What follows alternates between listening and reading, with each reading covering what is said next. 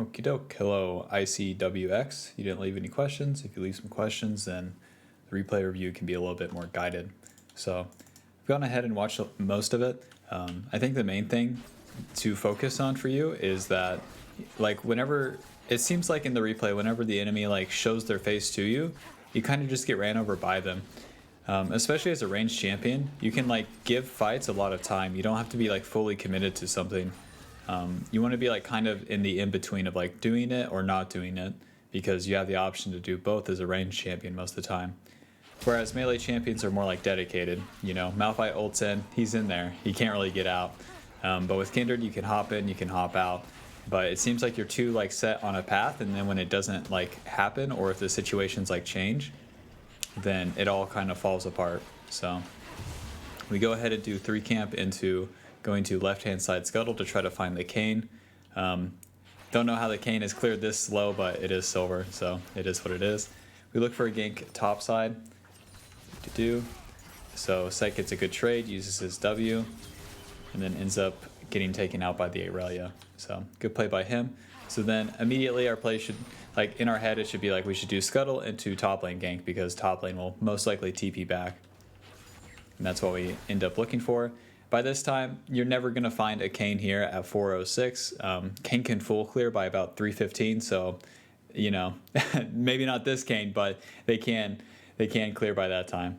So you don't have to hit the Scryer's Bloom and investigate here, but you have to kind of have that in your head. You can go to YouTube and search like any jungler, and then search like jungle clear, and then you can see how fast they clear. And that will give you a good idea of how to play against them without even having to really play the champions. Okay, so we missed out on lethal here. Our runes are really weird, electrocute. You don't really have to like reinvent the wheel here on Kindred. Probably just go press the attack. If we have press the attack here, we most definitely probably take him out. So we dash in, and then Q, W, and then this is into the shield as well. You don't have to spend your Q from this distance. So let's go even further back here. Not that far back, but... So Aurelia TP's back. So whenever you're approaching this, you can give yourself a lot of time. Just keep moving behind the set, because he's screwed. He's totally screwed from this position, right? Let me, what did I even just do?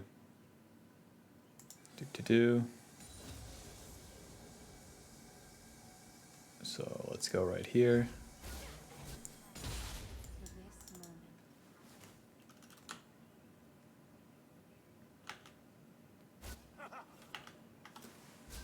Sorry about that.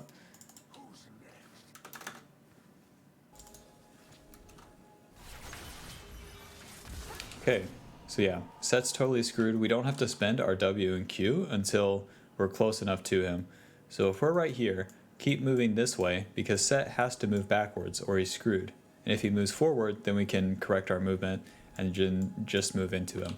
So if we spend our WQ here, like we're just spending the damage into this shield right now, and then we're also not giving ourselves time to get more distance into this set. So if we Q towards him here and he's moving here, then he's getting more distance away from us. Whereas if we just keep moving to the left, and that's going to give us more distance towards him, since he has to be moving backwards. Okay, so auto, electrocute proc, flashes, so then we flash Q, and then the E's not enough. If we have press the attack, it's probably going to be enough. Electrocute also dealing less damage to champions that are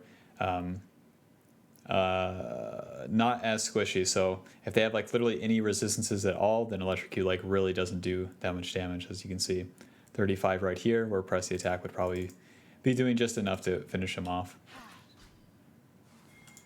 Yeah, 44 HP would definitely have it. And where we don't have the Q cooldown, we're not going to catch up to him, since that's just a little bit faster. Kiddo, so now where we're chunked, it would be, yeah, it's in our best interest to recall, but if we just give ourselves more distance there, like that gank is just one auto attack regardless of the runes as well. So yeah, whenever you're going for the ganks, really like give yourself time to get behind the enemy, especially when it's like mostly guaranteed. But like I said at the start, where we're kind of just like on a set path regardless of like what's happening, that's like where it really like rears his head. when we're like going for this gank, but then it doesn't, the set like continues to move back and then we move into him. We're really just like kind of dead set on killing the set, not really like entertaining how it can play out. Okey-doke. And then with this gank, you have to ask yourself all the way like right here, if this gank is like worth it. And the gank is only really worth it if we're looking at the bot lane, if they're going to hit the turret here. So if they push this wave and then back off, then we don't have a gank. The enemy bot lane hasn't recalled at this point too, so it's in Lucian's best interest to just recall and then get a pickaxe and boots, for example. So if you're going for a bot lane gank, especially if they're not hitting the turret, you really don't have a gank. So now they see us and then they back off, and then this is obviously time wasted where we could be doing our topside camps, and then doing the topside camps would give us enough gold to be reset back to our blue by the time it respawns. This build path also just doesn't make too much sense. You don't, same deal, you don't have to reinvent the wheel, just build into Kraken Slayer. This crit cloak doesn't do like anything for us early. We want the long swords, we want the daggers early, so that we can be clearing the camps faster and then also dealing more damage whenever we're going for the ganks. Kayn runs into us. W, auto, Q, auto, auto, Q, auto, auto. Nice. Did we get a crit? I'm not sure. And then we're not asking where's the enemy bot lane after all of this. It's just on the set path. I want scuttle, I hit scuttle. But in this case, even though it is in the fog of war, you have to ask yourself, like, could the enemy bot lane show up here? And then the answer is yes. Even right here, we still have the time to react, but we keep moving forward into the scuttle, and then we're totally screwed when Lucian dashes into us. It's too late. So try to be more adaptive. I think that's a super easy thing to work on. Really react to like what's happening rather than like being on this set path of like this to this and that to that, and now this and that this. It's just go into it and then like really like watch what's happening so that you can get a good idea of like what to do next, because things are always changing in the game. League of Legends especially is like one of the most chaotic games you can play. 9 players that are just doing almost random things. So be more adaptive / reactive. It's basically the same thing in League. Okay. What is happening? So they do the dragon, we start hitting the scuttle, and then Kayn gets behind us and we're still hitting the scuttle, so we're still moving into it, and then he has the good distance on us so he can get more damage off, and then ends up taking us out. So to be more reactive or like adaptive, whenever this Kayn's moving into us like this, what we want to do is be trying to kite him and pull him into us. So these melee champions, they always want to be moving into you because they have to get on top of you as a ranged champion to deal enough damage. So if you pull them into you and your team, they'll probably like blunder their abilities, and then you have them like basically caught out. So as the Kayn would be here, and then be moving forward, we could just simply move backwards into the Jhin, because he's not going to win a 1v2 that easily.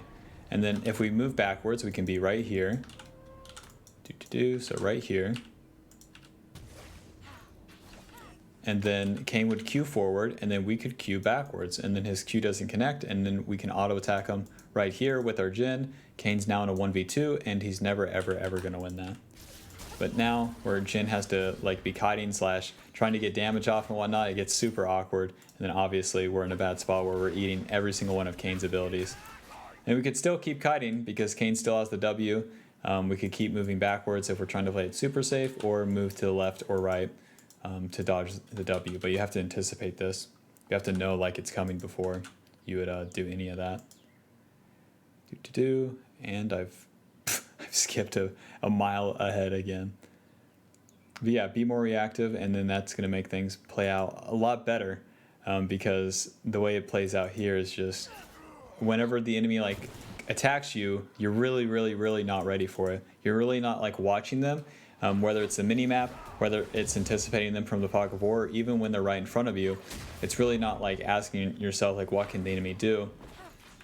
But it does seem like you know like when you can kill the enemy, which is good. But the champion like Kindred, one of her best aspects is their defensive aspects with her like mini dash that she has multiple of, and then also her ultimate to save herself and her allies, or to bait the enemy to like go for a really big dive onto her and her team, but then they won't have enough. Okie doke. You want to save your E here against Set. Leading with it isn't as good. You want to wait till he's a little bit lower and then use it to finish him off, since it deals more damage based on how much missing health they have. Okay, so yeah. We would want to use the ult and then use the E, and then be waiting for his W for the most part. So then we could just either last hit him with a third hit from the E after the ult, or be waiting for his W and do about the same thing. Okay, so we're a little confused here. This is not an angle to push this wave. This wave is frozen for Irelia, because this wave is like far up the lane. It will keep pushing as all your minions are low, and the next wave is coming in fast enough where it's basically right here on the turret. You can always look at the minimap to know where the minion wave is going to be. So if it's right here, it's going to be right there for the minion, or for the enemy minions as well. So pushing this wave sucks. Probably just go for a recall at this stage so that we can end up back in our blue side, because if we walk all the way to our raptors, it's not going to be as worth. So yeah, go for a reset here instead of trying to clear out this wave, because we're just like taking away the minions from the Irelia at that point. It doesn't make too much sense. Okey-doke. Another successful gank onto Set.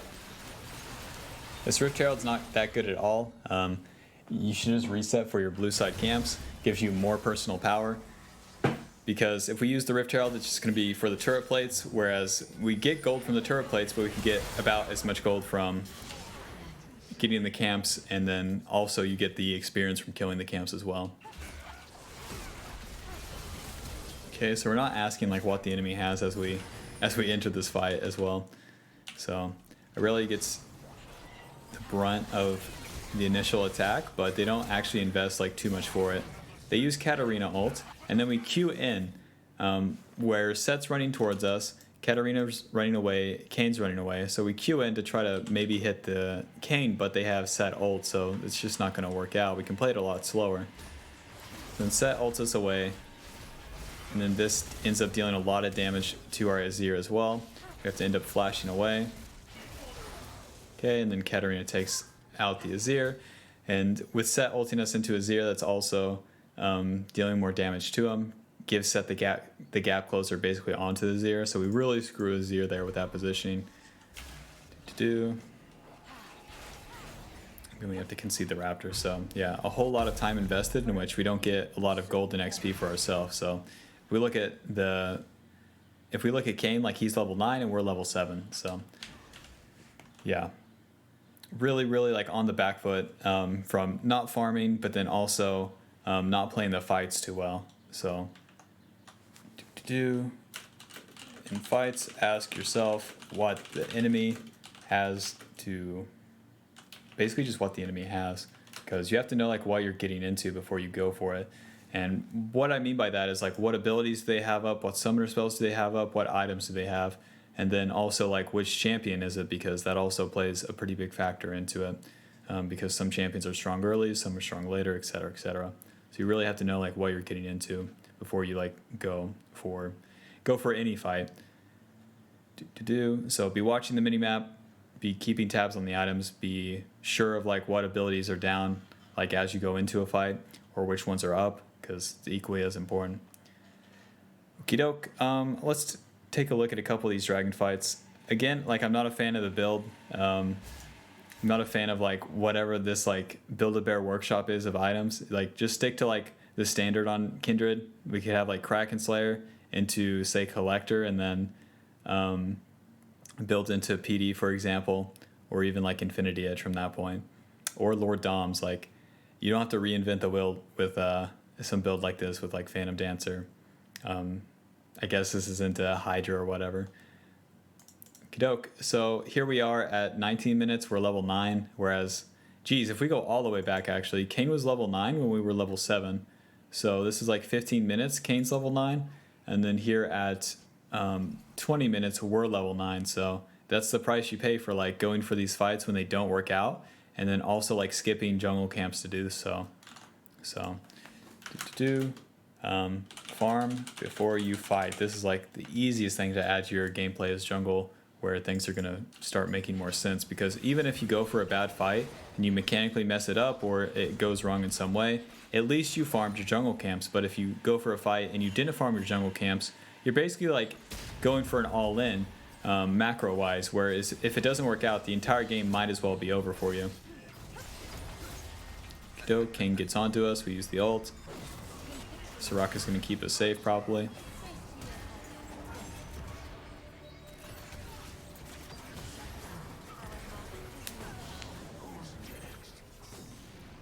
Doke. Let's go ahead and skip to this fight.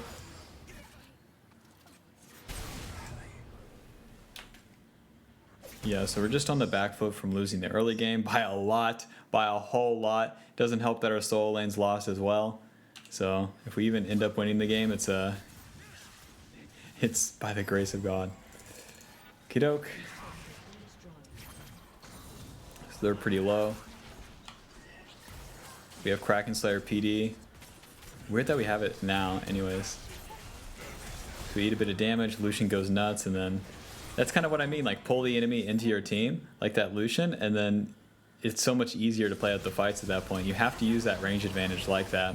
It's one of the strongest like mechanics in League with a range champion, is pulling the enemy melee champions into your allies. Because not only are you damaging them, they're also taking damage from your allies. Alrighty, so you guys defend the base. There's a whole lot of shenanigans. Let's go ahead and look at the last fight here.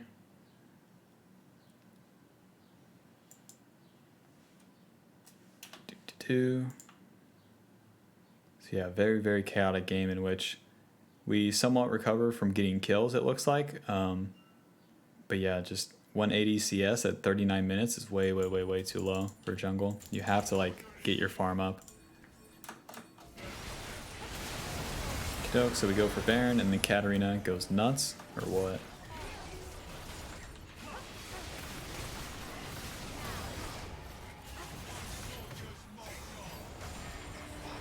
Okay, so Katarina gets in, we're focusing the set.